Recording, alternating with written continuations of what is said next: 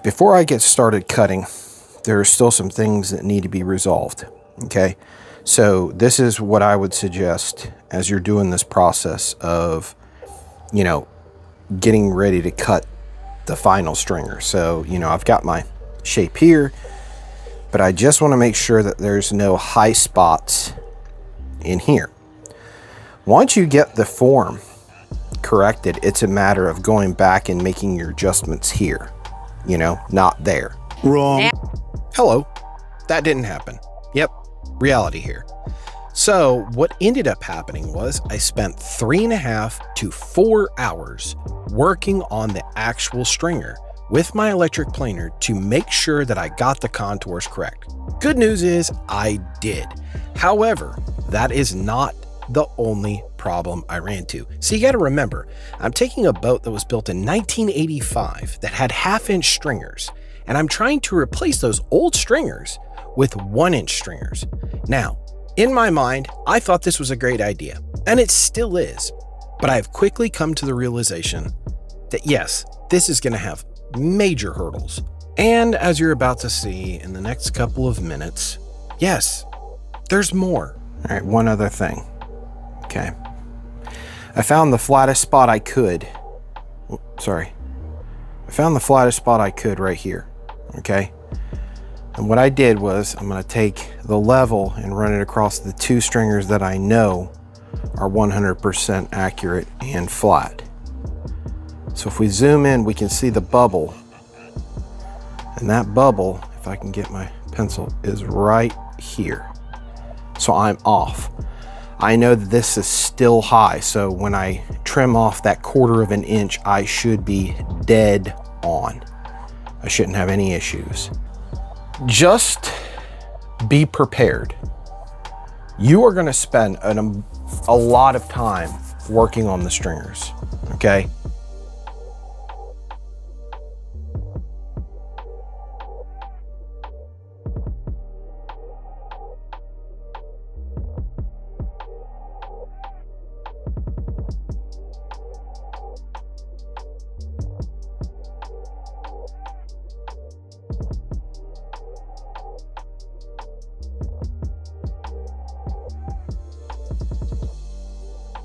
Okay, so here I am taking the final kind of like measurements for the template. At this point in time, I've got to make sure that the template is as close as possible to the final stringer that I'm gonna be cutting.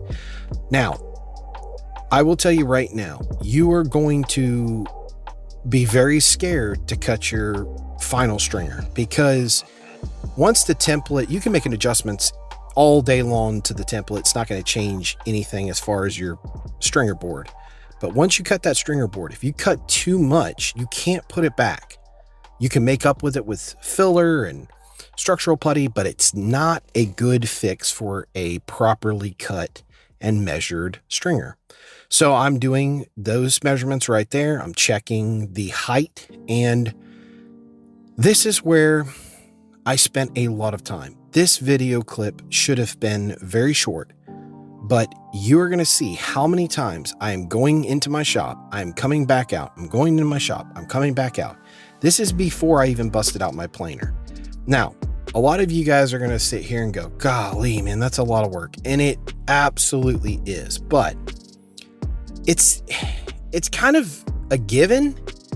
I mean, you're going to have to do this stuff. You're going to have to take it serious. You're going to have to invest the time and effort, but you want a good product. I mean, so sitting here and complaining about all the time that I spent on this project and the specific stringer is a pain in the butt. But here's the good side, the upside, the silver lining to this poo colored rainbow. Once I get one done, I then just trace out the next one. That's all I do. I take my master template, the stringer that is cut to size, and I literally lay it on the brand new board and I trace it over.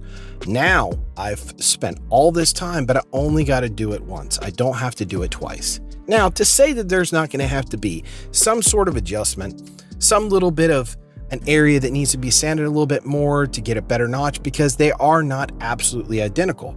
But you're going to find out that that's just part of the process. And if you can cut out as much of the hair pulling insanity, that you go through with this process, that's what you want to do. That's why I'm making this video series. I'm not just doing this to show everybody how much of an idiot I am. I'm doing this because I think it's a learning moment for everybody.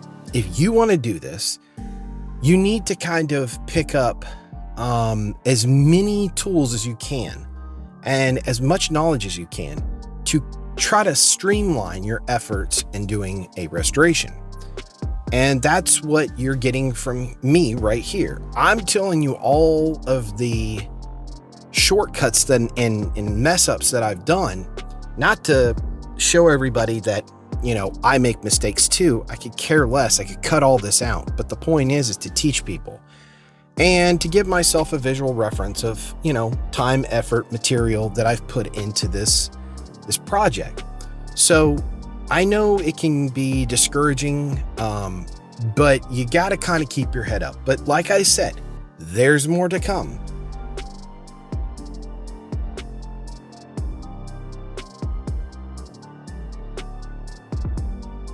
Pro tip: make sure that you make a mark at the front and the rear of the stringer on the hull. That way, if you remove the stringer to remove material, sand it, whatever it may be, you can put the stringer exactly back where it belongs. If you do not do this, you're going to chase your tail.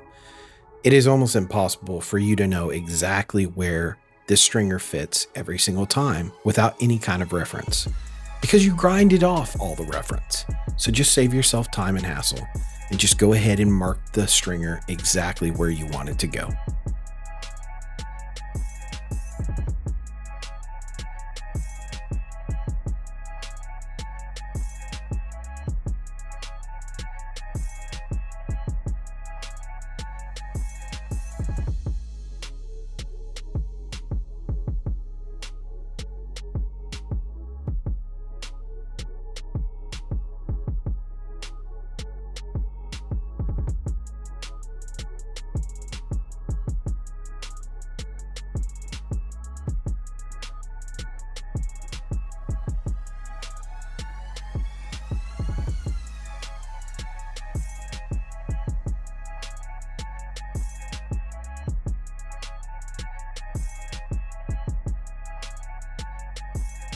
I want to talk to you guys about what I've been doing. I cut both boards. I went ahead and tried to get them as level as possible, which they are both level, both down the length of the boat and across. So if I'm setting my boards down from starboard to port, it's gonna be nice and level. I'm not gonna have a high spot over here and a low spot over here on these two stringers. We're at a point where things are about to get strange. I have cleared out the channels as much as I can on both sides. And here is the place where I'm at. I'm in a really bad spot. And just to give you guys an idea, okay? Here's the new stringer. Okay, you see the thickness? Now, they say this is a 1-inch board. They're always under the actual size. This is what it's replacing. But you got to remember, there is fiberglass on this. So if we put this on here, you can go, oh, that's really close, but it's really not. It's just the outside of the fiberglass that makes it look thicker. The interior is only a 1/2 inch. So why would I tell you that? What does that matter? The channel that I've cleared out, it was for a 1/2 inch stringer. Not 1/2 inch fiberglass plus the stringer, it was just the wood, okay? And I've grinded and grinded and grinded, and I'm to the max where I can't grind anymore. I can't take this shallow 1/2 inch diameter and widen it to 1 inch. It's impossible. I don't have, for one, I don't have the means to do it. For two, I don't have the structure there that I can grind through. If I grind through it, I'm going to end up shooting myself in the foot because I could grind through the hole. Now, I have used before to take up space, a thing called backer rod. Hold up. Wait a minute. Time out. This is just a thought process that I'm putting on video. I'm not 100% sure if I want to go with this idea. So I'm mulling around a couple of different thought processes and ideas of how to fix this issue I'm about to explain. But this is the extra part that I said, there's more. This is what I'm speaking of. So listen to this little description of what I want to do and my thought process. Leave it down in the comment section what you would do. Now, I'm not going to guarantee you that I follow what you want me to do, or I don't even know what I want to do at this point. But this is just a thought process. And these are the kind of things that you're going to have a plan for. This is backer rod right here. Okay. It is stuff that you can put fiberglass on. It does not affect it. It's inert, essentially. The chemicals do not react to it. So it will not melt, shrink, whatever. And what I'm going to do is I'm going to stick that backer rod down in that channel. And there are going to be people that are going, what in the crap are you talking about? And I get the reason. This is not a cheapskate way of doing this. This is also the fastest way to get to a solution that I can think of. And the reason being is say I grind out that 1-inch channel. Okay, I grind the 1/2 inch to 1 inch. It does not change the fact that inside of that channel, the wood will never touch. It's not supposed to touch the hull. So if I slid this board down into this channel, it's not supposed to make contact directly with the hull. That is the boat maker and boat rebuilder and restoration repair.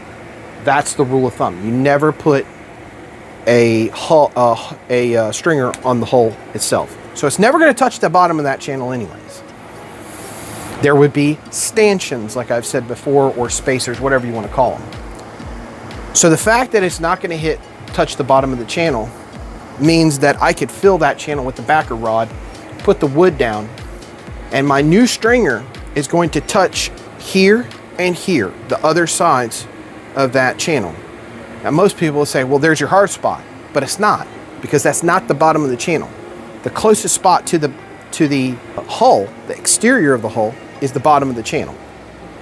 Does it make sense?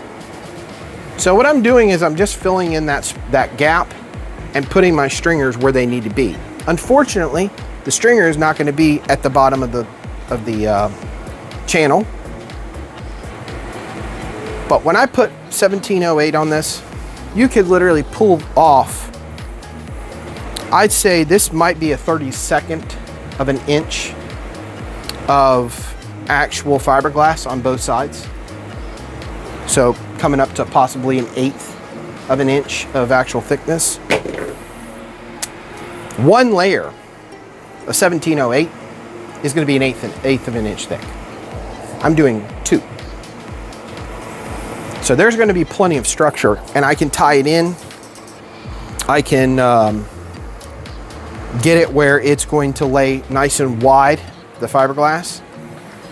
Plus with my structural putty, when I build up the fillets, you're going to be taking what is just a small little section where it's making contact and widening that out by making those nice fillets. So I know a lot of people would sit here and go, this doesn't seem right, but I'm telling you, that's the only way you can do it. The only other way you could do it is to fill the entire channel with either putty or make up your own peanut butter. But here's the problem. Once you build that putty in there, now essentially you've taken the bottom of that channel and raised it up flush with everything else, and you're still gonna have to put spacers. Because now you've essentially filled in this gap and it's now become a hard spot. So, and at that point, now I have to redo the entire stringer because now I have to compensate for those little spacers. Because if I put those spacers under it, it's gonna now jack it up, make it unlevel and all that stuff. So that's it in a nutshell. So this is a rough approximation of what it's going to look like. Now, some people are going to go, well, it's not touching there. Okay, well, obviously it's going to get... I'm going to put a little tiny bit of homemade putty in here just to hold it down. And then people are like, oh, well, it's sticking above that channel. Okay, well, when I go to set it, I will run a board from these two stringers over to this one to sit on top of the board. And I'll put my battery. I've got 3 batteries in total. I'm going to put them across it. That way it compresses it down. It will be sitting nice and flush. On top, once this is set down in there, I will put, as I'm getting ready to set it down, I will put putty on the top of this right here. Okay. Once I put it down, it will have enough bleed off once this compresses down, this backer rod, that it will sit flush and it will have a layer of structural putty between the backer rod, the top of the backer rod, and the bottom of the board. In fact, I might even just put it on the bottom of the board, then stick it down. That way I have plenty of squish out. Well, that's all we have time for in this episode. Please make sure to leave down in the comments if you have a suggestion for what I should do. But anyways, thanks for watching, guys. We appreciate it. See you in the next episode. Bye-bye.